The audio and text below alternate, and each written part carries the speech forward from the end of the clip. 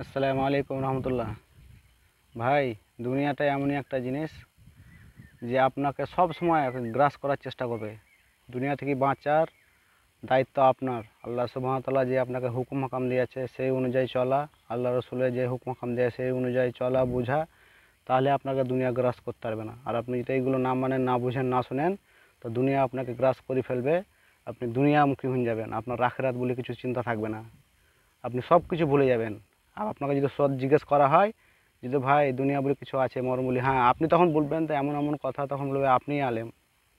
ভাই, এরকম করলে হবে না। গল্পর নাম দুনিয়া আখিরাত লয়, গল্পর নাম ইসলাম লয়।